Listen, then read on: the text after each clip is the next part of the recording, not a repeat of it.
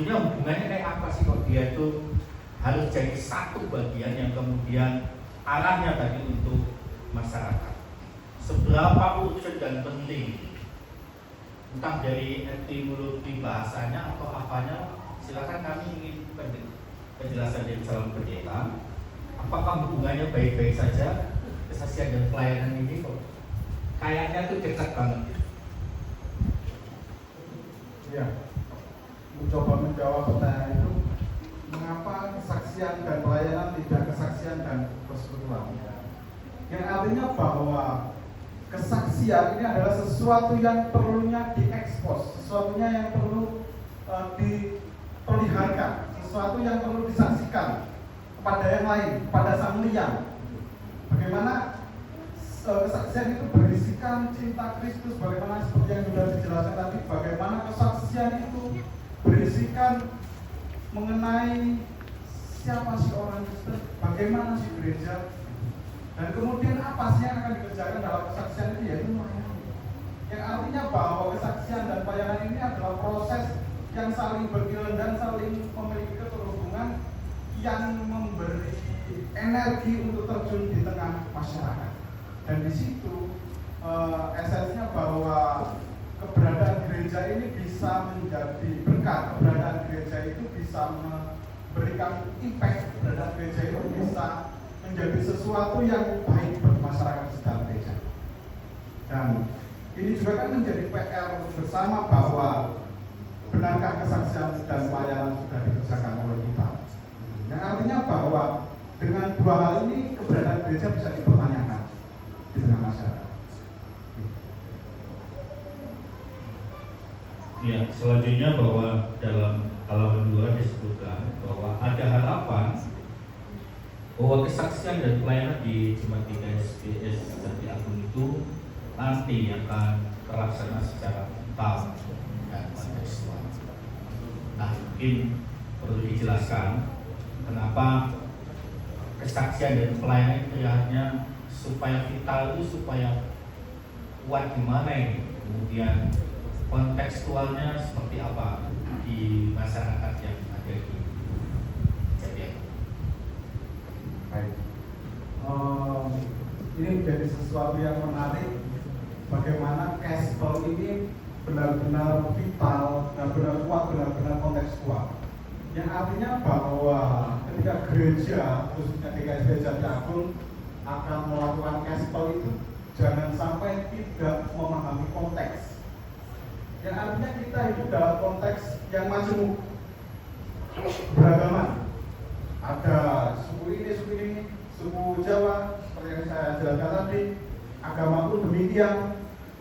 Di sini semua sudah memiliki agama, ada Kristen, ada Islam, Hindu, dan ini konteks yang harus kita pahami, konteks yang harus kita mengerti. Dalam artian ketika gereja terjun di tengah masyarakat, jangan sampai gereja malah sering ada istilah kristenisasi. Nah, ini kan sesuatu yang miris. Akhirnya itu ya bisa latar belakangnya karena gereja tidak memahami konteks masyarakat. Dan ini menjadi sesuatu yang penting. Dalam artian ketika kita akan melakukan kesaksian dan pelayanan, ketika nanti rumah belajar mulai dibuka, ketika dia iman dikerjakan, yaitu kita pure, kita mau menyaksikan cinta kasih Kristus. Gak ada dari yang lain. Karena kita sudah memahami konteks dalam masyarakat yang macam. Jangan sampai apa yang kita katakan dapat menyindir teman-teman kita. Dan artinya teman-teman kita di luar komunitas Kristen. Dan ini menjadi tugas, menjadi panggilan kita bersama bahwa memahami sebuah konteks yang kalau dalam gospel ya konteks masyarakat, dalam konteks berjemaat pun gitu. Kita harus benar-benar memahami konteks jemaat Jati Agung itu gimana. Yang artinya bahwa apakah benar jemaat ini memiliki potensi, memiliki kekuatan untuk melakukan gospel. Yang artinya sangat penting sekali untuk memahami konteks baik dalam lingkungan jemaat ataupun dalam lingkungan masyarakat. Yang artinya bahwa gospel ini adalah wujud cinta Kristus, wujud sukacita Kristus, wujud bagaimana kita sebagai umat Allah untuk menerangi dunia ini. Jangan sampai tujuannya gospel malah ada timbul bahasa kristenisasi, ada timbul karena kita tidak memahami konteks yang masuk ini. Dan itu yang saya rasa perlu kita kaji bersama, kita pahami bersama ketika kita melakukan kesaksian dan pelayanan secara kontekstual. Ya, untuk calon pendeta apakah punya role model seorang diakonos atau seorang yang maturias banget gitu, entah dalam kehidupan ini atau di alam yang tidak kelihatan? Model diakonias siapa? Seperti apa? Yang pasti kalau mau berbicara tentang diakonia dalam konteks GKSBS, kita sudah punya ahli-ahlinya. GKSBS sekarang sudah, saya tidak mau mengumpulkan satu orang atau apa, tapi ketika berbicara tentang mau belajar tentang diakonia, larinya kemana? Ke pondok diakonia. Mau berbicara tentang dialog lintas agama, NKUB larinya kemana? Ke Prinsewu. Karena pendeta konseling saya. Yang artinya bahwa role model ini semakin dihidupi. Saya tidak akan menjurus ke satu orang, tetapi role model ini semakin dihidupi, semakin memperlengkapi saya.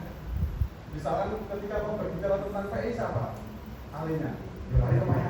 Yang artinya bahwa para pendahulu ini, para senior ini memberikan masukan, memberikan sesuatu, memberikan ilmu yang baik bagi kehidupan saya terlebih dalam kesaksian dan pelayanan. Mungkin Bapak Ibu kan, saya belum tahu penilaian Bapak Ibu seperti apa nanti ke depannya saya, tapi melalui kajian yang sudah saya berikan harusnya sudah tahu nanti konsep gospelnya akan seperti apa. Ya.